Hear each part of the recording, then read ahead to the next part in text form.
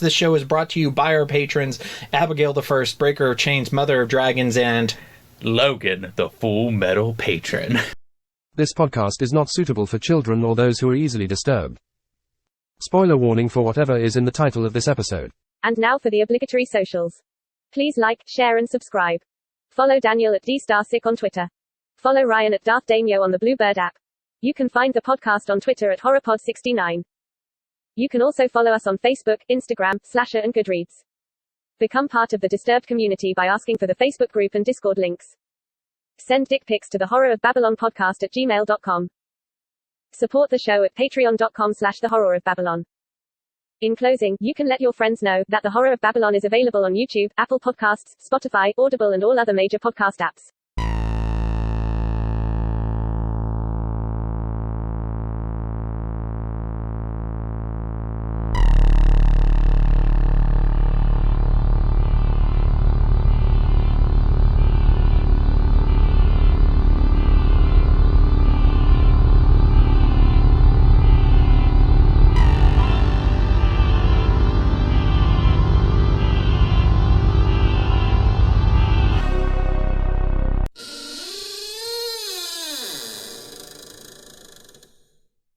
welcome to a very special bonus episode of the Horror of Babylon, where we are finally going to do it, although I wish we would have done it 27 years ago.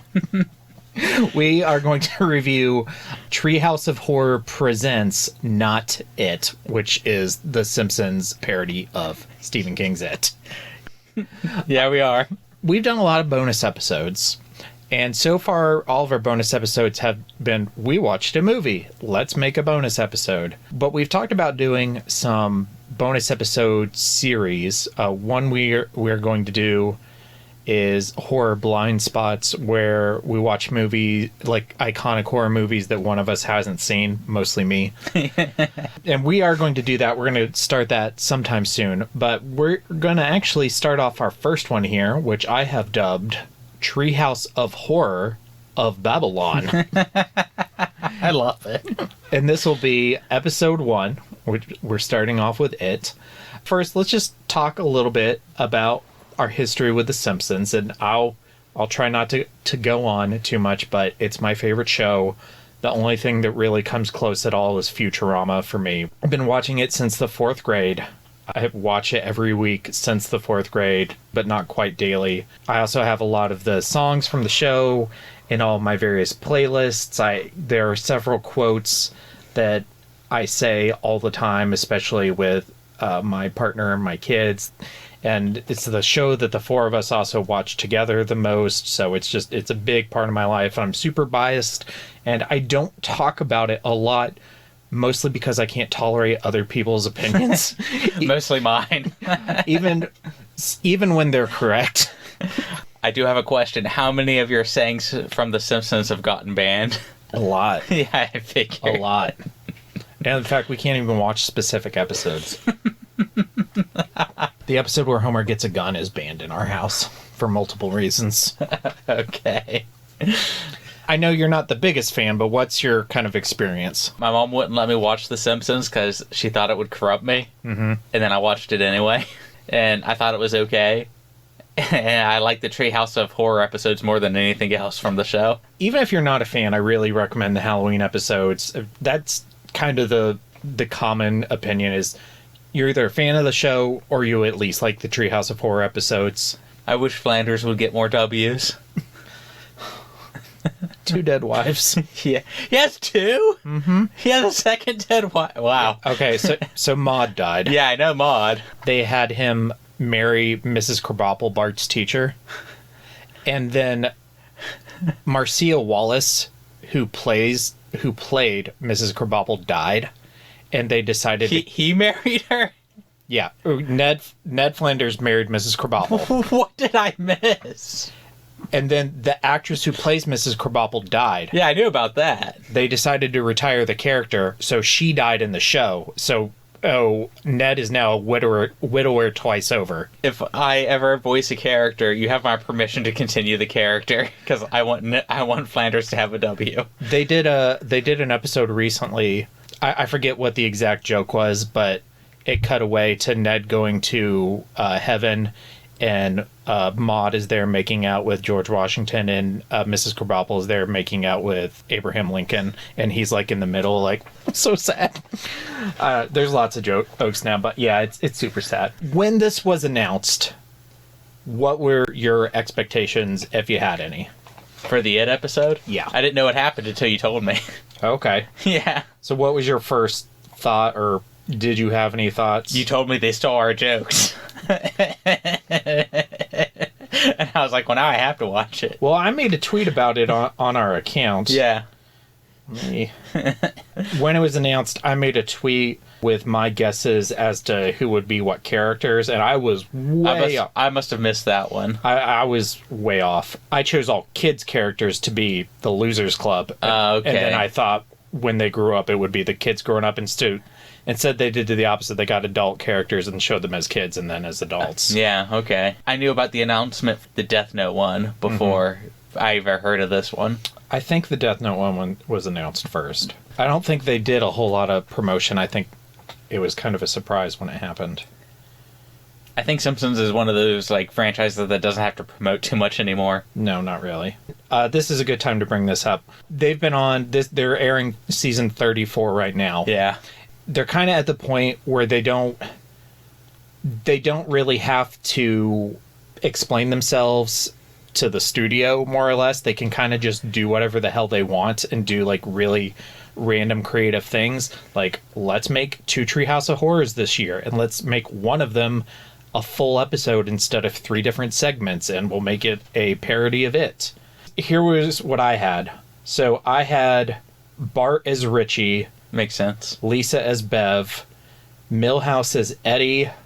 Martin Prince as Stan. Nelson as Ben. Lewis as Mike. And then I was going to have Todd Flanders Rod be Bill and Todd be Georgie. I went with the younger kids because I wanted the bullies to be the bullies. To be the bullies. Yeah. I won't get on that because I'm going to bring that up again later. And there was no prediction about Krusty being Pennywise because the promotional poster was Krusty. I mean, like, who else would it be? Yeah, I mean, it's duh. Sideshow Bob is like your only other character that it could have possibly been. I would have liked to seen Sideshow Bob as a cameo lackey. I was honestly expecting him to be someone who got killed. Yeah. He wasn't like the fan art at the end. Was that fan art? Or like that was fan art that they included, yeah. I was sitting there waiting for it. The vampire's a pure myth, superstition. I may be able to bring you proof that the superstition of yesterday can become the scientific reality of today. Background, this aired October 20th, 2022. It's season 34, episode 5, which is episode 733 overall. Oh my fucking God, it's the one piece of sitcoms. It is 21 minutes and 41 seconds long. It was directed by Stephen Dean Moore, who has been working on The Simpsons since 1995. Prior to that, he worked on The Critic and Rugrats. It was written by Caesar, and I can't say this correctly. I'm sorry, Mazariagos. Mazariago. He wrote for the shows Deception and High and Mighty prior to working on The Simpsons, and he has 2 award nominations. His Simpsons short that he wrote, When Billy Met Lisa with Billie Eilish, nominated for an Emmy. Wow. And he got a Writers Guild Award nomination for his episode I Carambus, which is also an anthology episode with 3 Roman stories. And that's that. Another story in the classic, infallible 3-act structure. Good enough for Aristotle, good enough for The Simpsons. Mr. Sislak, I have a feeling there's going to be one more act to this story. Well, I'm not hanging around for that. 4 acts. Let's get a little bit into the structure and themes of this. So I want to start out by saying, technically this is a parody, not an adaptation, and it's a parody of the 2 recent movies, not of the miniseries or of the book. I'm updated for Gen Z. However, even if you're a parody, you still have to adapt the story because the story has to make sense to get across what you're saying. Mm-hmm. Here's some stats. The original print of the novel is 1,138 pages. The audiobook is 44 hours, 55 minutes. The It miniseries was 3 hours and 12 minutes. It 2017, 2 hours 15 minutes. It Chapter 2, 2 hours and 49 minutes for a combined 5 hours and 4 minutes for those two movies. And this is 21 minutes long. With that being said, what did you think about how they adapted the story? I do agree with your note on here that less is more and restrictions breed creativity. Mm-hmm. I always say that when someone puts a limit on something, that forces you to have to think outside the box. Right. And I think with the time slot that they had, they did an amazing job. I really do think so as well. Of course, when it was over, I was like, God, I wish it was longer. But if it's longer, then you get to start adding more stuff in and you have less restrictions. And then I think also the fact that it's, a 20-minute show, it gives us a little more room to not be critical of what they leave out and what they include. And the fact that it's like it's a TV comedy show, timing is a lot of things, and there is a thing of jokes going on too long. Exactly. It's one of the reasons why I don't watch a lot of really long comedy movies anymore. Mm-hmm. Because sometimes it just goes on. On and on. There are some that are still like a laugh a minute for 2 hours, but... Yeah, I mean... But even like most, not rom-coms, but comedy movies, they're still shorter than a lot of like action movies. Generally, when you see a comedy in a theater, it's going to be like 90 minutes. Yeah. It's going to be just long enough for theaters, and one of the reasons is timing. A lot of the longer ones, like I remember sitting through... I can't remember exactly what it was, but it was Adam Sandler and Seth Rogen, where they basically like played themselves, where Adam Sandler was like the older comedic actor and Seth Rogen was like the up and coming comedic actor. I don't think I've seen this one. I forget what it was, but it was basically like Adam Sandler taking Seth Rogen under his wing and Seth Rogen just kind of watching Adam Sandler's life fall the fucking pieces. That sounds horrible to me. It was over I think it was like almost 2.5 hours long. That sounds like the form Pennywise would take for me. I hated it. I thought it was so bad. Real quick. Pennywise takes the form of an Adam Sandler comedy to scare Daniel to death. Funny people. Yeah, I don't think I've seen this. What's the running time on this? Probably not 2.5 hours. 2 hours and 26 minutes. That's way too long. Yeah, you haven't even seen the movie, and you're like, that's too long. That's... The 40-Year-Old Virgin is at 2 hours, and that shocks me, because I think that movie's pretty funny. Yeah, but to me, that's like peak. Yeah. That's one of the funniest movies I've ever seen. It's also probably a different kind of humor than this, because it's kind of super dry. This was more... Adam Sandler-y? No, I would say... Okay. This is way more dry than the 40-Year-Old Virgin. This is like the Sahara Desert of comedy. It's That shocks me, because dry humor is not Adam Sandler's strong... Well, it's not... an Adam Sandler movie. Okay. It's a movie that Adam Sandler is in. I always assume that his ego... He's like The Rock to me of comedians. His ego overtakes whatever project he's in. He does some stuff where it's not like, It's even listed here as a comedy drama. Got Knocked Up is longer than I thought it was, too. Yeah, but that's also very good. Yeah. Okay, back on it. So, some themes. If you've listened to our It episodes, and previous to this, we did... 5 episodes on the novel, an episode on the miniseries, an episode each on the 2 movies, an episode comparing It to Phantoms, and an episode on Woe, which is the Indian It adaptation. I think we're just obligated to do every adaptation we come across now. Yeah, and we will do the HBO Max series whenever it comes out. Yeah. But something we harped on was that in the new movies, we weren't a fan of how they made the fears of the kids more abstract and less, monsters. Yeah. This show actually reverts that back a little bit. Mo is afraid of a ventriloquist dummy, which is a legitimate thing that kids are afraid of. Carl is reading an alien comic book and then sees an alien, just like in the book. They watch a werewolf movie, and then Pennywise takes a form of dead grandmother and drowning. Those are a little more abstract, but they're things that kids would literally be afraid of. Especially filled with maggots. In a hot tub filled with maggots. Okay, we don't need to see. It's so gross. Show me your maggot. And then something that we brought up continually on all of our It episodes is that if they went super abstract, Pennywise would take the form of like medical bills or student loan bills or anything like that. And of course, that's exactly what happens in this. I feel like we deserve a writer's credit. Simpsons, reach out. He becomes student loan bills. What's it called? Not an unsolicited child. you have an accident baby. Like a paternity suit. Yeah, a Make America Great person who wants to filibuster. So, of course, The Simpsons made that joke. Yeah, Simpsons is super left-leaning. And a proctology exam. And well, yeah, I don't... Ugh. To me, that's a date night. Nah. Well, never mind. I have an inappropriate comment for that. Another thing, the first 2 times I watched it, I thought that they kind of got rid of the theme of memory. It seemed like they didn't lose their memories when they left Kingfield. But then it kind of occurred to me on this 3rd watch, it just kind of leaves it vague. It doesn't explicitly say if they remember or if they don't remember.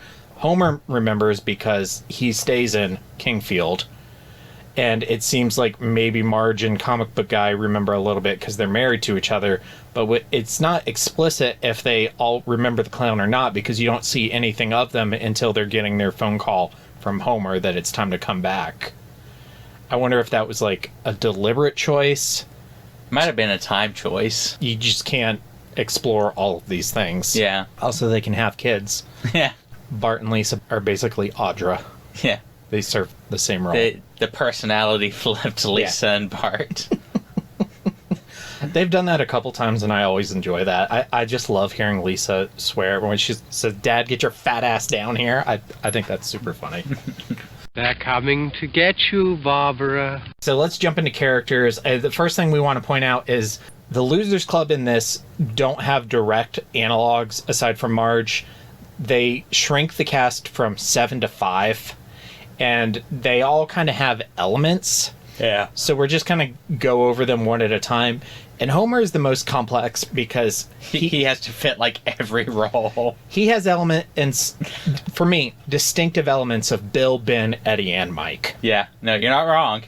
So before we hit some of these key points, what were your kind of thoughts as Homer and his adaptation? When we first got him, I was like, oh, okay, is he going to do like Hi-Yo Silver because we get him on the bike? But then the bullies pull the knife on him, and I was like, oh no, it's Ben. Yeah. And then it kept going. I was like, oh, okay, he's Homer. It starts with him putting up a poster for Georgie, who's Barney. Yeah. And I'm like, okay, so he's Bill. And then there's the scene with the bullies and rolling down the hill. I'm like, oh, okay, he's Ben. And then he's the one who stays behind in Kingfield. I'm like, okay, he's also Mike.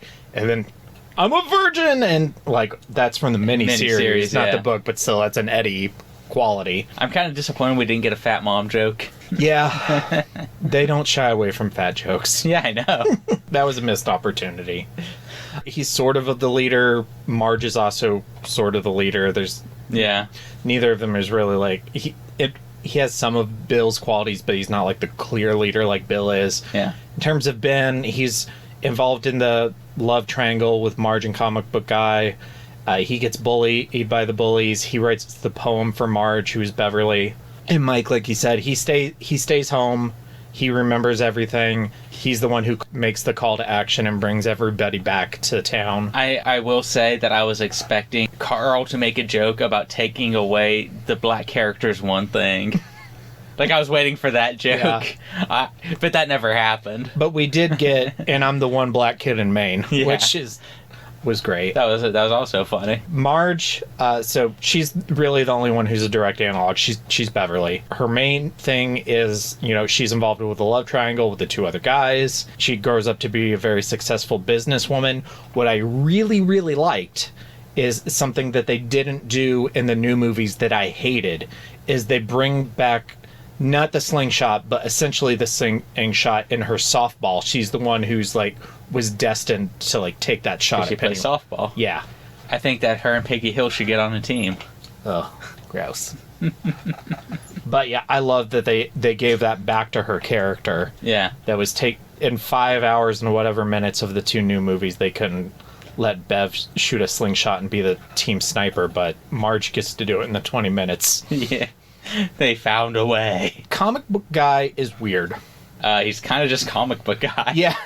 The only analog he has is a superficial one in that he's the fat kid. And part of a love triangle. Yeah, which are both Ben qualities, but he's nothing like Ben. Yeah, he's just Comic Book Guy. Yeah, that's all he is. He acts like comic book... I mean, all these characters act like they're characters. Yeah. But he acts the most like, just comic book guy. Yeah. Worst adaptation ever. That was a joke I was expecting that never happened. Like, worst parody ever. Didn't happen, but yeah. It was a little weird for me that he and Marge got married and had kids, but I think it worked with the story that they told. You know, obviously just very different from anything else we'd ever seen. I thought it was fine. And then Mo and Carl are just kind of there. Yeah. Mo kind of has elements of Richie because he grows up to be like a famous performer. Ventriloquism. He's fucking Jeff Dunham. And then Ben Henson up on the stage. And Carl's black, but so Mike, but I mean, Homer has the real qualities about Mike that matter. And I'm the one black kid in Maine. Where's all these racial epithets? It is a Stephen King story. The bullies they're only in one scene. Yeah. But they're Superintendent Chalmers, Principal Skinner, and Mr. Largo, which... I don't even know who Mr. Largo is. He's the music teacher. Okay. In the opening theme, he's the one who's conducting the band. Okay. Yeah, I wasn't super happy about that. I want the bullies to be the bullies. If they were going to have the superintendent be the bully, wouldn't Principal Skinner have been a better character for them to bully? Yeah, because he does bully Skinner. Like, I don't know The Simpsons as well as you, but every time I've seen the superintendent, he bullies Skinner. That's what he does. They did an episode a couple years ago where they had to take a road trip, and they were stuck in a car together for like 2 weeks, and it was just bullying. I really think they did it just so Homer can make the one joke, super intense kid Chalmers. One of the things I'm not crazy about. And then Pennywise is Crusto the clown, which is like duh. Yeah. This is me overthinking a little bit, but Pennywise literally feeds off of children, and Krusty feeds off of children metaphorically, because canonically he's a washed up comedian. The only job he can get is a daytime children's TV show. I mean, that's how within the Simpsons universe, that's how he sustains himself. The only thing I know about Krusty is that he's Jewish and has an estranged daughter. Yeah, Herschel Krostowski. His father is the Rabbi Herman Krostowski, and his daughter in season 12 was played by our girl, Drew Barrymore. Wow. A great episode. Highly recommend it. He had a one-night stand with her mom in Iraq, of all places, during Desert Storm. And she was supposed to assassinate Saddam. And she overslept because she was up all night having sex with Krusty. And then you talking about The Simpsons is like you talking about Lord of the Rings. You just start spewing off Lord. This is great. She wakes up late and she's like, oh my god, I have to assassinate Saddam. And she goes running off with a bazooka to kill him. And Krusty goes chasing her into the desert. You can't kill him. He's half my act. I kind of love that Pennywise in this show is basically an unpopular celebrity who won't go away. Yeah. It's like he comes back every 27 years with a new TV special. He's Adam Sandler. Yeah. I love Adam Sandler, but that is kind of an apt comparison. I'll kill you all! I'll drive you crazy, and I'll kill you all! I'm every nightmare you ever had. I am your worst dream come true. I'm everything you ever were afraid of. In lieu of scary shit, I thought we could talk about the humor. And I wanted to ask, for you, what do you think was the funniest moment? And also, what was a joke that you thought maybe fell a little flat? God, I was laughing at a lot of this episode, which surprised me. Generally, I think it's pretty funny. I'm trying to narrow this down to one that I think... The flat one was probably the bullies to me. To me, it was super intense kid Chalmers. Because if you really don't know the Simpsons characters, then it's not nearly as funny. Yeah. Where a lot of the other jokes in the show were like... pretty general. They were funny regardless. Yeah. What was the funniest joke on here? Probably finally getting to see the fucking medical bills. I have a hard time, picking one. Yeah. Because there were so many that were particularly funny to me. I mean, this episode sort of slapped, so... Yeah, exactly. So I'm just going to say the episode itself. It slapped, yeah. Yeah, it was pretty funny.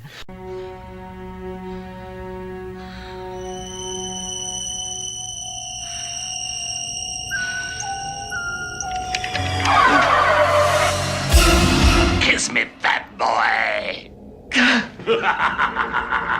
Moving on to Kiss Me Fat Boy. Fat bot! No! When I get nervous, I get hungry. Cheese it! Robot House! Marge slaps Mo, and he says, well, that's my fetish now. Which is a funny joke, but if you think about it, it also kind of references the theme of preteen sexuality from the book. Yeah. And, you know, you spent a lot of time talking about me trying to understand what you were saying, but about how people, when they're kids, a random thing happens and then two synapses cross. Because they're starting to hit puberty and then the synapses cross.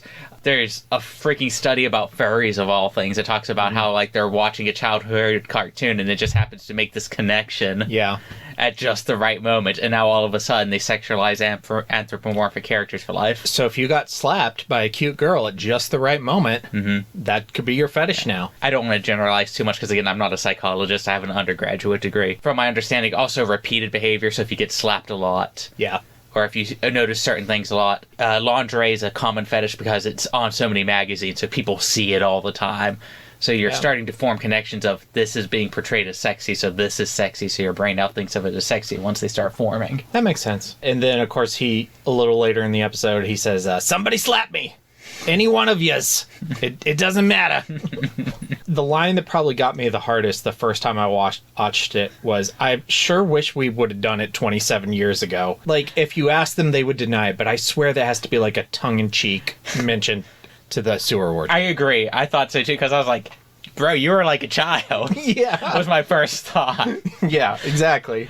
That's where my brain went. Maybe I'm just a degenerate. I don't know. I am a degenerate. Yeah. But I feel like there's no way that they would have done this without making some, like, tongue-in-cheek joke about it. And I think that's where they slid it in. We're still virgins. And then, of course, Homer's, we're still virgins. Oh, yeah, we are. Yeah, buddy. Oh my god, are you Stephen King? No, I'm Dean Koontz. Oh.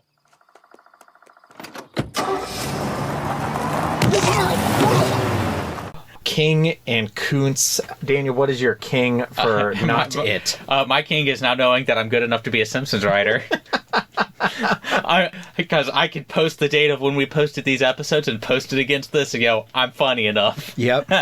I'm insightful enough. For me, is an Easter egg that I didn't notice the first time, and I saw it when I watched it earlier today, and it about broke my damn heart. At the beginning, when Homer is putting up the Barney's missing kid poster, there's a poster of a missing child, a little Indian boy that says, Apu Nahasapima Pedalong. Simpsons, bring back Apu. I'm not going to get on that topic, but I'm just going to say, I miss my friend. I will start watching again. I'll do it weekly. That is my king. And his ghost is also in the audience at the end, but it's very sad. Okay. My Koontz is the bullies. Yeah, my Koontz is also the bullies. Yeah.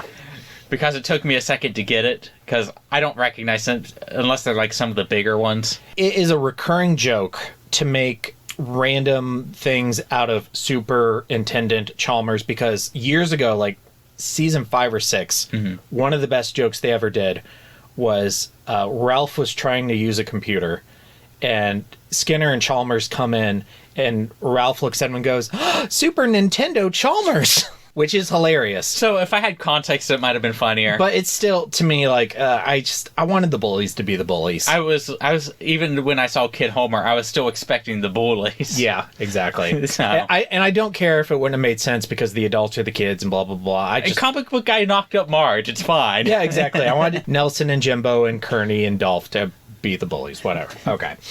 And then you could have even had, like, slightly aged up versions of them getting killed. Okay, so ranking. So we have 3 options. We could just not rank this. We could rank this as its own thing in our TV and film rankings. We could start a new one just for, like, Treehouse of Horror episodes, like its own separate ranking list. Or I guess we have 4. Or we could, like, give it a letter grade or 5 stars or... I'm not opposed to doing a Treehouse of Horror one. But I would like us to have at least, like, maybe 5 under our belt and maybe do, like, a discussion. So maybe we'll just table that for now. Yeah. And then if we do enough of these where we've done at least 5 of them. Because I'd like to sit on a couple of them. Mm-hmm. We did this one, obviously. We're going to release one on the Death Note one next week. I really think we should do the Shining episode. I'm down to do any of these. That's my favorite one. If I had to give it a letter grade, I'd probably say A-. Yeah, I would say A, for sure. Yeah. Like, there was, like, just one or two jokes that didn't land, but everything else, and again, I don't even like The Simpsons, and I was laughing this whole episode. Yeah, it's really clever. So I just wanted to move on to Zombie Days and shout out a few Easter eggs. There are so many. This isn't everything, but just a few. The opening scene where Homer is riding into town. Town is called Kingfield, which is obviously King as in Stephen King in Springfield, and the sign says, "A great place to bury your kids," which references that kids die there a lot, but also kind of makes me think it's a little bit of a Pet Cemetery reference as well. A lot of the missing kids posters are Simpsons characters, some of which who have died or have left the show. Some of the ones on there: Frank Grimes, Milhouse's mom, the Sea Captain, Mr. Smithers, Otto, Apu, Cletus, Reverend Lovejoy. They use Lil Stinker's cherry bombs, and if you watch enough of the show, all of Bart's prank equipment, it's all Lil Stinker's brand. So that's a recurring joke. Okay. Another recurring joke that happens a lot in The Simpsons is whenever they go to an event, Homer always has a little pennant that he's carrying. And in his bar, he has a pennant that says misery, which is probably just supposed to be that he's an unhappy adult. But of course, misery is also... I think that's probably a Stephen King reference. Yes. And then, of course, Lisa just throws a bunch out there when she's walking down the street in Kingfield. Salem's parking lot. The pawn shop is called Needful Crap, which is, of course, a reference to Needful Things. She mentions Pet Cemetery. And this one doesn't have to do with Stephen King, but I just love it.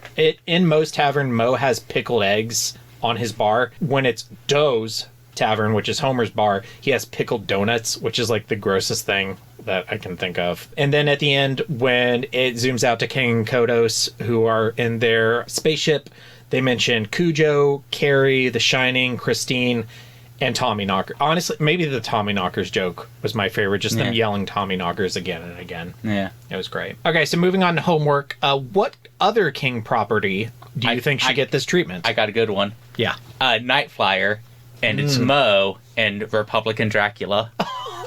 You're welcome. Yeah. Simpsons, feel free to take it, but give me a writing credit. Yeah.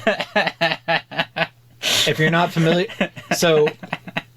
A recurring Simpsons joke is that the Republican National Headquarters is in Springfield, and it's Dracula's castle, and Dracula is on the secret board of Republicans with Mr. Burns and a bunch of... One of the jokes I remember. Yeah, that would be great. I honestly think that you could do that. And since I don't even want money, just put my names in the credits.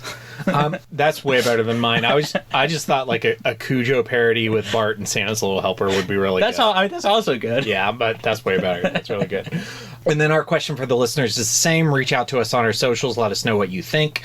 And then for further reading, if you've only seen this or watched the new movies, I know it's a huge undertaking, but the novel is really worth it. And I will never stop recommending the novel. And the miniseries, too, is really great. If you've never seen it before, if you didn't grow up with it, I know it's going to be harder watching it now, but I really just love it. I also think if you're a little younger, yeah, it's easier because a lot of kids, they don't think about stuff like that.